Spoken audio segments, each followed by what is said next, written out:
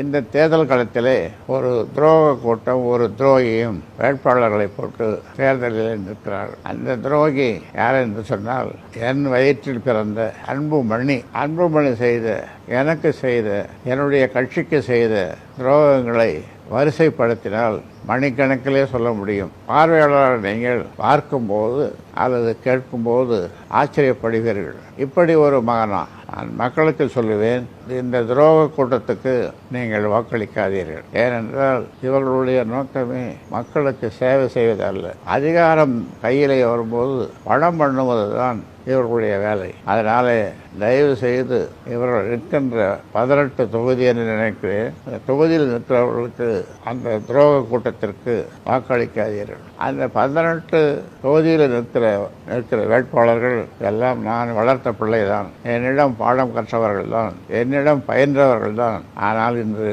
பணத்திற்காக அணி மாறி அங்கே அன்புமணியிடம் போய் நிற்கிறார்கள். அவர்களுடைய நோக்கமெல்லாம், அவர்கள் சொல்வதெல்லாம் அதிகாரம் இருந்தால்தான் மக்களுக்கு சேவை செய்ய முடியும். ஆனால் உண்மையிலேயே அதிகாரம் இருந்தால்தான் மக்களுக்கு சேவை செய்ய முடியும் என்பது உண்மைதான். ஆனால் இவர்களுடைய நோக்கம் அதிகாரத்தை பெற்று மக்களுக்கு சேவை செய்வதல்ல, பணம் பண்ணுவது. வாக்காளர் பெருமக்களே, நல்லவர்களை தேர்ந்தெடுங்கள், உங்களுக்கு சேவை செய்கின்றவர்களை தேர்ந்தெடுங்கள் என்று உங்களை அன்போடு விரும்பி வேண்டி கேட்டுக்கொள்கின்றேன்.